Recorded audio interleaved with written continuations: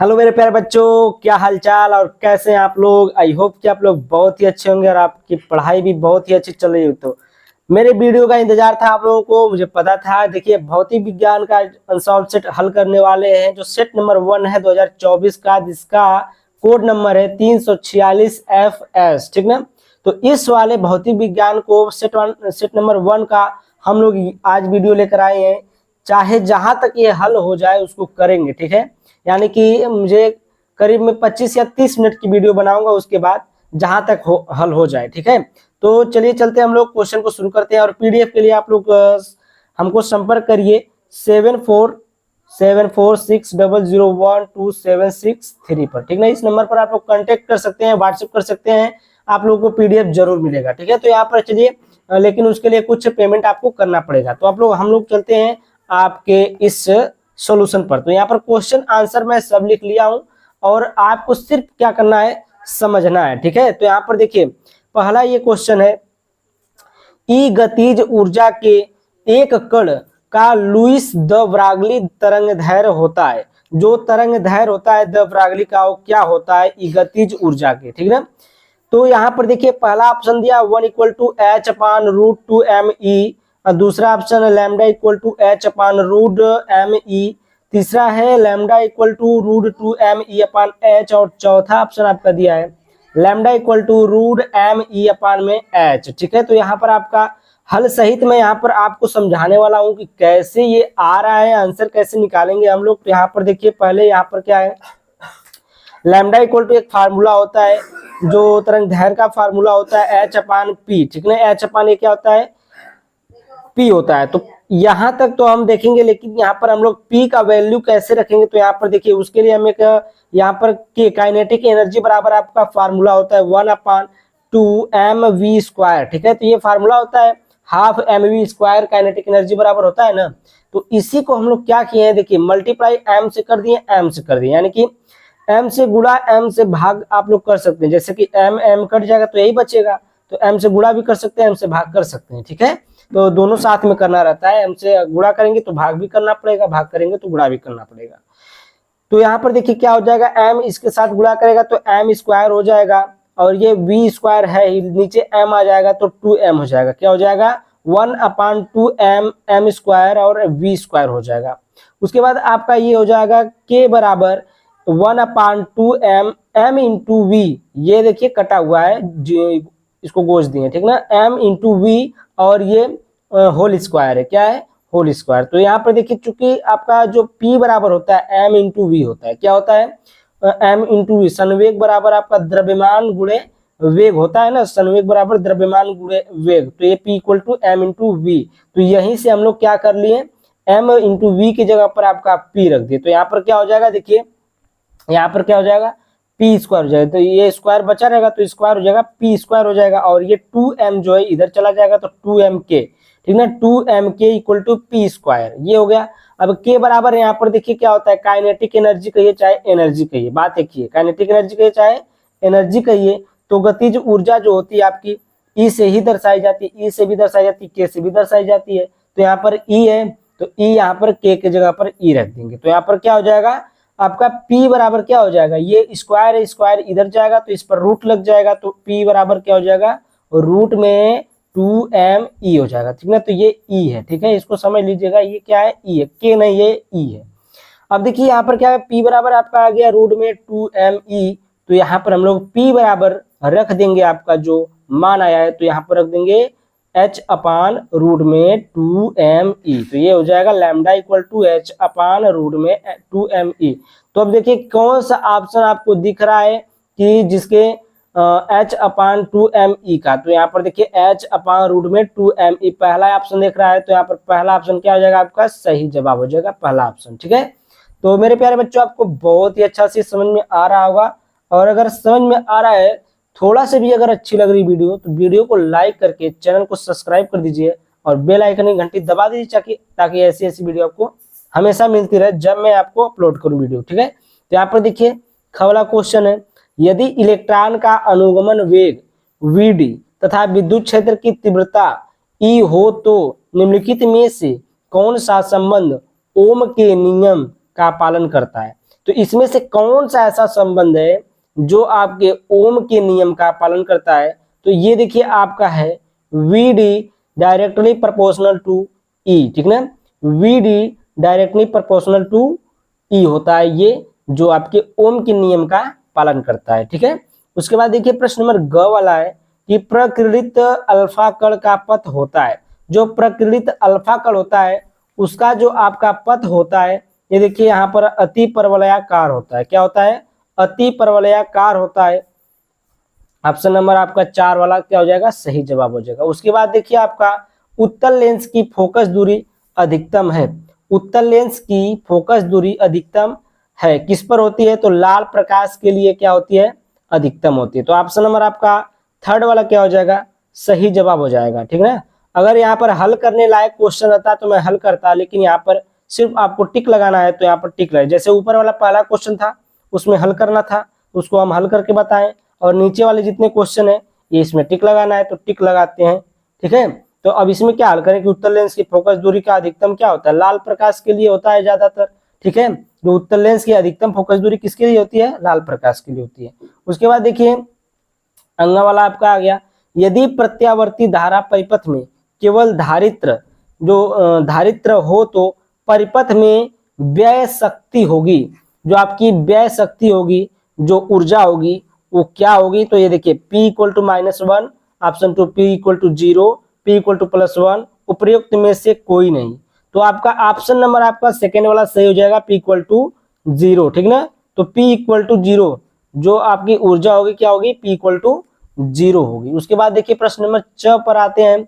ये क्वेश्चन है, इसको हल करना है। तो देखिए दो बिंदु आवेशों को वायु में एक निश्चित दूरी पर रखने पर उनके बीच 80 न्यूटन का बल कार्य करता है।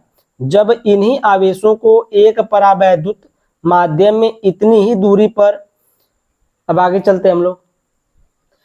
तो देखिए यहाँ पर जो है 6 वाला क्वेश्चन हम लोग देख रहे थे, दो बिंदु आवेशों को वायु में एक निश्चित दूरी पर रखने पर उनके बीच 80 न्यूटन का बल कार्य करता है। जब इन्हीं आवेशों को एक परावैद्युत माध्यम में इतनी ही दूरी पर रखा जाता है तो इन पर 8 न्यूटन का बल कार्य करता है। माध्यम का परावैद्युतांक होगा। तो इसमें देखिए ऑप्शन भी आपका दिया, मैं सही भी कर दिया हूं, लेकिन ये कैसे हो रहा है इसको मैं आपको समझा रहा हूं, ठीक ना। तो यहाँ पर चलिए हम लोग समझ लेते हैं कॉपी पर। तो कॉपी पर समझने के लिए देखिए हम लोग आ गए। तो यहाँ पर देखिए पहला हम लोग ये देखिए कूलाम के नियम से इसको हम हल करेंगे। कूलाम के नियम से तो फार्मूला क्या होता है? F equal to 1/4 pi epsilon nought K, ठीक ना। और Q1 इंटू Q2 अपान में R², ये फार्मूला होता है आपका। तो ये देखिए जब ये कहा है, देखिए यहाँ पर एक निश्चित दूरी पर रखने पर, तो एक निश्चित दूरी पर रखेंगे तो इसका जो K का मान होगा वो क्या हो जाएगा? आपका K का मान 1 हो जाएगा। तो यहाँ पर K का मान 1, और जो आपका F बराबर जो 80 न्यूटन का बल लगा रहा है, तो F बराबर कितना है? F बराबर कितना दिया है? न्यूटन, 80 न्यूटन दिया है। कितना दिया है? F बराबर 80 न्यूटन। तो यहाँ पर देखिए F बराबर एक फार्मूला आपका 80 न्यूटन के लिए लगेगा, तो 1/4 pi epsilon not Q1 into Q2 अपान में R²। यहाँ पर K नहीं रहेगा क्योंकि K का मान हम लोग 1 रख लिए। तो यहाँ पर बराबर में 80 न्यूटन, समीकरण नंबर 1 इसको मानेंगे। उसके बाद देखिए हम लोग परावैद्युतांक माध्यम में अब निकालते हैं। देखिए यहाँ पर क्या है ना, तो इन पर 8 न्यूटन का बल कार्य करता है, माध्यम का परावैद्युतांक होगा। तो परावैद्युतांक में जो F का मान दिया है, कितना दिया है? 8 न्यूटन दिया है। कितना दिया है मेरे प्यारे बच्चों? 8 न्यूटन दिया है। तो यहाँ पर F बराबर क्या हो जाएगा? 8 हो जाएगा। और यहाँ पर इसके लिए जो फार्मूला बनेगा 1/4 pi epsilon nought K Q1 into Q2 अपान में R² इक्वल टू 8। यहाँ पर K का मान 1 नहीं होगा, ठीक है। तो ये आपका इक्वल टू 8 हो जाएगा, समीकरण नंबर 2 हो जाएगा। क्या हो जाएगा? समीकरण नंबर आपका ये 2 हो जाएगा। और ये बराबर में आपके F तो रहेंगे ही, बराबर में क्या है? ये F के बराबर, ठीक है। तो यहाँ पर F बराबर 8 हो गया है, तो यहाँ पर F बराबर 8 हो गया है, तो यहाँ पर रहने दीजिए, कुछ मत लिखिए। समीकरण नंबर 2 हो गया, ठीक है। तो ये समीकरण नंबर 2 हो गया। अब देखिए यहाँ पर हम लिख लिए समीकरण 1 व समीकरण भागे समीकरण 2, यानी कि समीकरण 1 में समीकरण 2 भाग करेगा, समीकरण 1 में ये वाला समीकरण क्या करेगा? भाग करेगा। तो पहले देखिए ये वाला 1/4 pi epsilon not into Q1 Q2 upon R²। फिर उसी प्रकार समीकरण 2 ये वाला मान रख देंगे, तो हो जाएगा 1/4πε0 के इंटू Q1 इंटू Q2 अपान में R²। और जो आपका 80 है और 8 है तो ये क्या हो जाएगा 80/8 हो जाएगा। देखिए ये R² से ये वाले पूरे से पूरा कट जाएगा, पूरे से पूरा कट गया, R² से R², Q1 Q2 से Q1 Q2 कट गया, और ये 4πε0 से 4πε0 कट गया, ठीक ना। बचेगा क्या K बचेगा, और यहाँ पर 10 बचेगा, तो यहाँ पर 1/K बचेगा। तो यहाँ पर देखिए यहाँ पर आपका बचा 1/K इक्वल टू 10 बचा यहाँ पर, यानी कि अब ये क्या करेगा मल्टीप्लाई करेगा ऊपर, तो यहाँ पर देखिए ये मल्टीप्लाई कर दिया 1 इंटू के अपान में 1 इक्वल टू 10, तो के बराबर कितना आ गया 10। तो ये वाला क्वेश्चन था हल करने लायक, तो हल कर दिए हम लोग, और आपको ये वाला क्वेश्चन बहुत ही आसान तरीके से समझ में आ गया होगा, ठीक है। तो चलते हम लोग आगे चलते हैं दूसरे क्वेश्चन पर। तो अब लोग देखिए हम लोग यहाँ पर आ गए खंड ब पर। खंड ब पर जो है प्रश्न नंबर 2 का क है, लेंस की वायु में फोकस दूरी एवं लेंस को द्रव में डुबोने पर उसकी फोकस दूरी का अनुपात ज्ञात कीजिए। उसकी क्या करना है फोकस दूरी का अनुपात ज्ञात करना है। तो यहाँ पर देखिए हम लोग पहले लिख लिए वायु में जो फोकस दूरी का जो आपका फार्मूला होगा F A बराबर में देखिए Na-1, ये क्वेश्चन में हो गया, और दूसरे क्वेश्चन में 1/R1 माइनस 1/R2, इसको मान लेंगे हम लोग समीकरण नंबर 1। उसके बाद देखिए एक बार कहा है किसमें द्रव में डुबोने पर, तो यहाँ पर देखिए हम लोग द्रव में डुबोने पर जब फार्मूला लगाएंगे तो FL का लगाएंगे द्रव के लिए, तो FL equal to Na/NL minus 1 हो जाएगा, और ये 1/R1 माइनस 1/R2, समीकरण नंबर इसको हम लोग क्या मान लेंगे समीकरण 2 मान लेंगे। अब वही काम करेंगे जो पहले वाले क्वेश्चन में किए थे इसके पहले वाले में, तो समीकरण नंबर 1 भागे समीकरण नंबर 2, समीकरण नंबर 1 भागे समीकरण नंबर 2, तो FA/FL इक्वल टू ये समीकरण नंबर A आपका हो जाएगा Na-1 1/R1 माइनस 1/R2, और ये हो जाएगा Na/NL माइनस 1 और 1/R1 माइनस 1/R2। तो 1/R1 माइनस 1/R2 से 1/R1 माइनस 1/R2 कट जाएगा, तो ये और ये दोनों क्या हो जाएंगे कट जाएंगे। उसके बाद आपका क्या बचेगा 1/Na माइनस 1 और बटे में Na-NL अपन में बटे माइनस में 1, ठीक ना। तो ये आपका बचा है, जो बचा है वो आपका क्या हो जाएगा अनुपात हो जाएगा, ठीक है। तो पूछा था क्या पूछा था, देखिए क्या पूछा था, उसकी फोकस दूरी का अनुपात ज्ञात कीजिए। तो फोकस दूरी का अनुपात आपका क्या आ जाएगा, देखिए फोकस दूरी का आपका अनुपात आ जाएगा FA/FL equal to Na minus 1 अपान में Na बटे NL माइनस 1, ये आपका क्या आ जाएगा आंसर आ जाएगा, ठीक है। इतना ही आंसर आएगा। आगे चलते हैं हम लोग प्रश्न नंबर 2 के ख पर। देखिए प्रश्न नंबर 2 का ख है, हाइड्रोजन परमाणु में इलेक्ट्रॉन की मूल ऊर्जा स्तर में आयनन विभव कितना होता है। जो आपका आयनन विभव होता है इसमें हम लोग उत्तर में लिखेंगे 13.6 वोल्ट होता है, ठीक ना। तो यहाँ पर लिख लीजिएगा हाइड्रोजन परमाणु में इलेक्ट्रॉन की मूल ऊर्जा स्तर में आयनन विभव ऊर्जा 13.6 वोल्ट होता है, ठीक ना, इतना होता है। आगे हम लोग चलते हैं नेक्स्ट क्वेश्चन पर। देखिए विद्युत चालकता की परिभाषा एवं विमी सूत्र लिखिए। वैद्युत चालकता किसे कहते हैं, देखिए वैद्युत चालकता है वैद्युत प्रतिरोध के व्युत्क्रम को वैद्युत चालकता कहते हैं। क्या कहते हैं वैद्युत चालकता कहते हैं, किसको कहते हैं वैद्युत प्रतिरोध के व्युत्क्रम को वैद्युत चालकता कहते हैं, ठीक ना प्यारे बच्चों। आपको समझ में आ रहा होगा कि वैद्युत जो प्रतिरोध होता है आपका उसी के व्युत्क्रम को, यानी कि उसी के उल्टेपन को उलटने को हम लोग क्या कहते हैं वैद्युत चालकता कहते हैं। मात्रक इसका देखिए होता है ओम इनवर्स होता है। क्या होता है मात्रक ओम इनवर्स होता है। विमा देखिए इसकी होती है एम इनवर्स L-2 और TQ_A², ठीक है। ये आपकी क्या हो गई इसकी बीमा हो गई वैद्युत चालकता की।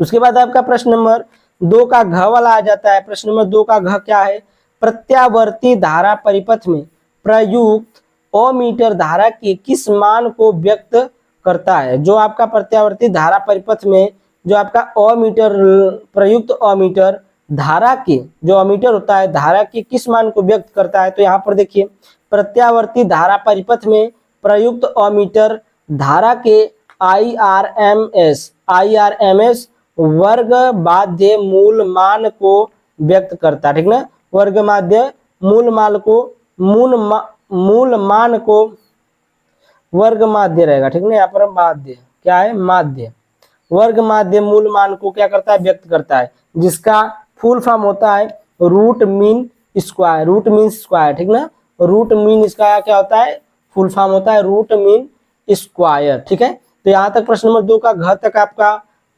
आपको सही समझ में आ रहा होगा। हम लोग नेक्स्ट पर चलते हैं, अगले क्वेश्चन पर। अच्छा, एक बार सभी लोग इसमें कमेंट करके बताइए कि हमें लाइव क्लास लेना चाहिए कि नहीं लेना चाहिए अनसॉल्व सेट का, या फिर जो भी आपका चैप्टर वाइज है उसका लाइव क्लास लेना चाहिए कि नहीं लेना चाहिए, और कैसे ले लाइव क्लास, ठीक ना। तो आप लोग बताइए कि लाइव क्लास ले कि नहीं ले। तो यहाँ पर देखिए आपका प्रश्न नंबर दूसरे का अंगना वाला है, कह रहा है कि होल पर कितना आवेश होता है, पीएन संधि डायोड का परिपथ संकेत बनाइए।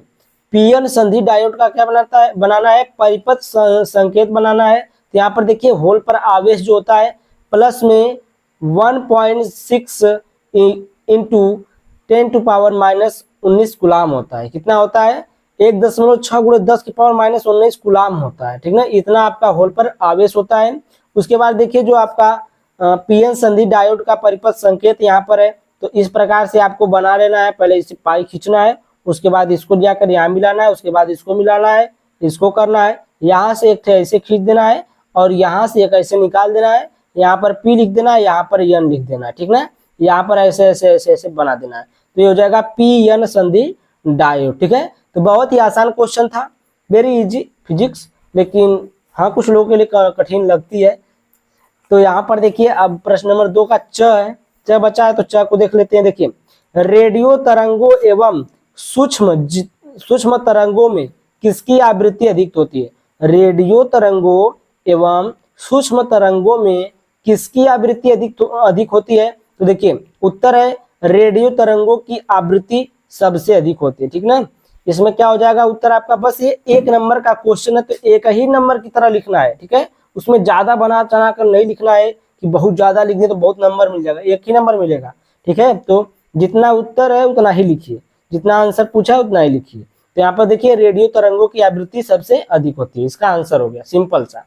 अब देखिए यहाँ पर खंड स है, प्रश्न नंबर 3। खंड स में आ गया आपका कौन सा, प्रश्न नंबर 3 आ गया। तो प्रश्न नंबर 3 का क्वेश्चन नंबर क वाला हम लोग देखते हैं कि नाभिक की द्रव्यमान क्षति एवं बंधन ऊर्जा को परिभाषित कीजिए। तो यहाँ पर देखिए नाभिक की द्रव्यमान क्षति को हम लोग यहाँ पर लिख लिए हैं। तो देखिए किसी नाभिक का वास्तविक द्रव्यमान उसमें उपस्थित न्यूक्लियानों यानी कि प्रोटॉनों व न्यूट्रॉनों, ठीक ना, इन्हें क्या कहते हैं, न्यूक्लियान बोलते हैं। प्रोटॉन व न्यूट्रॉनों को के द्रव्यमान के योग से सदैव कुछ कम होता है। द्रव्यमानों के इस अंतर को द्रव्यमान क्षति कहते हैं। द्रव्यमानों के इस अंतर को क्या बोलते हैं, द्रव्यमान क्षति बोलते हैं, ठीक है। देखिए किसी नाभिक का वास्तविक द्रव्यमान उसमें उपस्थित न्यूक्लियानों यानी प्रोटॉन और न्यूट्रॉन दोनों क्या होते हैं, न्यूक्लियान होते हैं, के द्रव्यमान के योग से सदैव कुछ कम होता है। क्या होता है, कम होता है, ठीक। द्रव्यमानों के इस अंतर को द्रव्यमान क्षति कहते हैं, ठीक है प्यारे बच्चों, यहाँ तक समझ में आया आपको। अब देखिए नाभिक की बंधन ऊर्जा इसमें पूछा है कि बंधन ऊर्जा को परिभाषित कीजिए। तो नाभिक की बंधन ऊर्जा क्या है, किसी नाभिक की बंधन ऊर्जा वह बाह्य ऊर्जा है जो नाभिक के न्यूक्लियानों को परस्पर अलग अलग करने के लिए आवश्यक होता है, ठीक ना। यानी कि उसमें जो न्यूक्लियान होते हैं नाभिक में, उन्हीं न्यूक्लियानों को अलग अलग करने यानी कि तोड़ने के लिए जिस ऊर्जा की आवश्यकता होती है उसी को हम लोग क्या बोलते हैं, नाभिक की बंधन ऊर्जा बोलते हैं। यहाँ पर देखिए किसी नाभिक की बंधन ऊर्जा वह बाह्य ऊर्जा है जो नाभिक के न्यूक्लियानों को परस्पर अलग अलग करने के लिए आवश्यक होता है, ठीक है। तो अब देखिए क्वेश्चन नंबर आपका 3 का ख आ गया है। 3 का ख। अगर आपको ये समझ में आ रहा है ना, वीडियो आपको लाइक कर दीजिए। अगर वीडियो समझ में आ रही तो जो हम पढ़ा रहे हैं अगर दिमाग में घुस रहा है कुछ भी, तो उसमें क्या करें, वीडियो को लाइक करना है, चैनल को सब्सक्राइब करना है। लाइक तो जरूर कर दीजिएगा, सब्सक्राइब भी जरूर कर दीजिएगा, नहीं तो हम कल से वीडियो बनाना बंद कर देंगे। यहाँ पर देखिए ख वाला है, क्राउन कांच से द्विअवतल लेंस बनाना है। लेंस के पृष्ठों की त्रिज्याएं कितनी रखी जाएगी। लेंस की क्षमता -2.5D डायोप्टर जिसे बोलते हैं हो। क्राउन कांच का अपवर्तनांक 1.65 है, ठीक ना, 1.65 दिया है। तो यहाँ पर देखिए उत्तर में लिखेंगे दिया है, पहले दिया क्या है तो देखिए यहाँ पर P का मान दिया है, P बराबर क्या दिया है, -2.5 डायोप्टर दिया है, और n जो अपवर्तनांक आपका दिया है 1.65 दिया है। कितना अपवर्तनांक दिया है, 1.65। तो हम लोग आगे चलते हैं नेक्स्ट पेज पर। तो यहाँ पर देखिए सूत्र है, यहाँ पर फार्मूला क्या है कि 1/f इक्वल टू n-1 और इक्वल कोष्टक में है 1/r1 माइनस 1/r2, ठीक ना। ये आपका फार्मूला होता है। पहले हम लोग यहाँ पर f का जो मान है उसको निकाल लेंगे। तो देखिए f इक्वल टू होता है 1/p। p का मान आपको दिया था, p का मान कितना दिया था, 2.5 दिया था। तो यहाँ पर देखिए माइनस में 1/2.5। अब देखिए ये माइनस में कैसे, यहाँ पर देखिए माइनस में मान दिया था, ठीक ना, वहां पर देखिए क्वेश्चन में आप लोग देख सकते हैं माइनस में मान दिया था। तो हो जाएगा f इक्वल टू -1/2.5, ठीक ना, 2.5। तो यहाँ पर देखिए जब R1 के लिए लेंगे, अगर द्विअवतल है, ठीक ना, द्विअवतल है तो उसमें आपका जो R1 का मान होता है वो माइनस में होता है, और जो R2 का मान होता है वो प्लस में होता है। इस बात को आप लोग गांठ बांध कर रख लीजिएगा, ठीक है। तो यहाँ पर देखिए जो R1 का मान होगा वो माइनस में होगा, -R होगा, और जो R2 का मान होगा वो +R होगा। तो यहाँ पर देखिए हम लोग फार्मूले के साथ साथ आगे बढ़ते हैं। तो यहाँ पर देखिए R1, यहाँ पर 1/f है, 1/f का मान हम लोग रखेंगे यहाँ पर। तो f का मान जो आया 1/, जिसे 1/2.5 माइनस में आया तो इसको हम लोग ऊपर लेकर जाएंगे तो ये ऊपर जाएगा, ठीक है। और जो n का मान दिया 1.65, यानी कि ये अपवर्तनांक आपका दिया है 1.65, माइनस में 1 है, 1/, ये R1 जो था, एक R1 का मान अभी कहे हैं कि R1 -R हो जाएगा। तो यहाँ पर 1/-R और ये अपन माइनस में 1/R हो जाएगा, ठीक है, जो R2 प्लस में रहेगा, ठीक है, क्योंकि द्विअवतल में ये होता है, ठीक ना, द्विअवतल में होता है। इसको आप लोग याद कर लीजिएगा, रट लीजिएगा इसको, कि अभी अगर पेपर में आ गया तो ऐसे आप लोग लगा लें। तो यहाँ पर देखिए क्या हो जाएगा कि ये जब ऊपर जाएगा तो ये हो जाएगा बटे में एक बचेगा, तो ये हो जाएगा -2.5 बराबर में 0.6। ये जब घटाएंगे यहाँ से 1.65 से घटाएंगे एक को तो बचेगा क्या, 0.65 बचेगा, ठीक है। तो इतना तो आता ही होगा, और ये तो आपको आता ही होगा कि ये कैसे हो गया। तो देखिए ये माइनस ऊपर जाएगा, ये r इधर गुणा करेगा, ये r इधर गुणा करेगा, ये r जो जब हम लोग लस लेंगे तो एक r आएगा, तो r मिलकर 2r बनेंगे, क्योंकि माइनस माइनस प्लस होता है। तो 2r, तो 2r/r हो जाएगा, क्या हो जाएगा, 2/r हो जाएगा, ठीक ना, 2/r, 2r नहीं 2/r खाली होगा, ठीक है, क्योंकि 1 ही होता है, तो 1 2/r हो जाएगा इतना। और देखिए ये माइनस से माइनस एक खल्लास, माइनस से माइनस गया घर, और यहाँ पर बचेगा 2.5 बराबर में 0.65 गुणे 2/r। तो यहाँ पर r बराबर जब हम निकालेंगे तो r को इधर भेजेंगे, 2.5 को इधर भेजेंगे, तो r बराबर हो जाएगा 0.65 गुणे 2 बटे में 2.5 हो जाएगा, ठीक है। तो 100 से गुणा क्यों किए हैं, 100 से गुणा ऊपर नीचे गुणा, ऊपर नीचे दोनों जब गुणा करेंगे तो बराबर में करेंगे, ठीक ना। जैसे यम से किए थे, यम से भाग भी किए थे, यम से गुणा भी किए थे। तो ये दशमलव को हटाने के लिए हम लोग गुणा किए, तो दशमलव हटा, 2 अंक पर दशमलव हट गया, और ये आपका हो जाएगा 25 गुणे 10। यहाँ पर एक दशमलव हटेगा एक जीरो से, लेकिन 10 तो बचेगा ना, तो 2×5 = 10 हो जाएगा, ये बच जाएगा आपका 2×5 = 10, 5 हो गया, 25 गुणे 5 हो गया, 65/25 125 हो जाएगा। जब 25 गुणे 5 करेंगे 25×5 125 होता है, तो 65/125 हो जाएगा। और बराबर में जब इसको भाग करेंगे हम लोग तो 0.52 आएगा, 0 कितना आएगा, 52 आएगा, ठीक है। अब देखिए ये जो आपका मान दिया है ये मीटर में है, कितने में है, मीटर में। तो r बराबर 0.52 मीटर, मीटर को हम लोग क्या करेंगे, सेंटीमीटर में चेंज करेंगे। सेंटीमीटर में चेंज करने के लिए हम लोग क्या करते हैं, 100 से गुणा करते हैं। तो यहाँ पर देखिए r बराबर 0.52 गुणे 100 करेंगे तो यहाँ पर हो जाएगा आपका 42 यानी कि 52 यानी कि 52 हो जाएगा, 52 सेंटीमीटर। तो R का मान कितना आ गया, 52 सेंटीमीटर। अतः R1 के लिए -52 सेंटीमीटर होगा और R2 के लिए +52 सेंटीमीटर होगा। अभी मैं बताया था कि R1 1 वाला जो पहला वाला होगा वो माइनस में होगा और दूसरा वाला जो होगा वो प्लस में होगा। तो ये देखिए हो जाएगा R1 बराबर -52 सेंटीमीटर, R2 बराबर +52 सेंटीमीटर। आपके बुक में भी यही आंसर दिया है, अगर कहें तो हम इसको क्या करें, दिखा सकते हैं, ठीक ना। तो इसको हम लोग आपको दिखा दें तो यहाँ पर देखिए आप आंसर दिया है, यहाँ पर देखिए आंसर दिया है R1 बराबर -52 सेंटीमीटर, R2 बराबर +52 सेंटीमीटर, ठीक है। तो आगे चलते हैं हम लोग तीसरे के ग वाले पर। तीसरा का ग क्वेश्चन देखिए क्या कर रहा है, पीएन संधि डायोड के अग्र अभिनत स्थिति में इसके प्रचालन को समझाइए। अग्र अभिनत क्या होता है, देखिए जब पीएन संधि डायोड के पी टाइप क्रिस्टल को बाय बैटरी के धन सिरे से तथा एन टाइप क्रिस्टल को बैटरी के ऋण सिरे से जोड़ते हैं तो यह संधि अग्र अभिनत कहलाती है। तो यहीं तक अग्र अभिनत यहीं तक था। आगे भी हम लोग देखते हैं, इस दशा में पीएन संधि डायोड में पी क्षेत्र से एन क्षेत्र की ओर एक बाह्य वैद्युत क्षेत्र स्थापित हो जाता है। यह क्षेत्र आंतरिक वैद्युत क्षेत्र से कहीं अधिक शक्तिशाली होता है। जो यह क्षेत्र उत्पन्न होता है या स्थापित होता है, यह क्षेत्र जो होता है आंतरिक वैद्युत क्षेत्र से बहुत ही ज्यादा शक्तिशाली होता है, ठीक है। तो आगे चलते हैं हम लोग।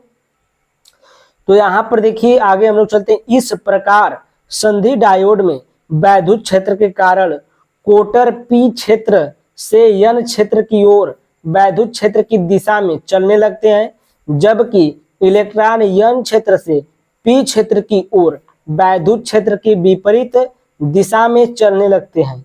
इस प्रकार परिपथ में एक धारा बहने लगती है जो संधि पर आरोपित वोल्टेज बढ़ाने पर तेजी से बढ़ती है। अगर हम लोग उस धारा पर वोल्टेज बढ़ाएंगे, लाइट बिजली बढ़ाएंगे, तो उसकी जो धारा होगी वो भी क्या होगी, तेजी से बढ़ने लगती है। उसके बाद देखिए प्रश्न नंबर 3 का ये वाला क्वेश्चन अंतिम क्वेश्चन है और इस वीडियो का भी अंतिम क्वेश्चन है। तो हम लोग इसमें देखिए 3 का घ वाला है, अमीटर में शंट प्रतिरोध के मान को बढ़ा देने पर उसकी परास तथा सुग्राहिता पर एक प्रभाव पड़ता है। वो प्रभाव क्या पड़ता है वही आपको क्या करना है, बताना है। देखिए अमीटर के शंट प्रतिरोध का मान बढ़ा देने पर, जो अमीटर होता है उसमें शंट प्रतिरोध का मान बढ़ा देने पर परास तथा सुग्राहिता घट जाती है, ठीक ना। यही प्रभाव पड़ता है कि जो सुग्राहिता होती है आपकी, वह सुग्राहिता जो होती है घट जाती है।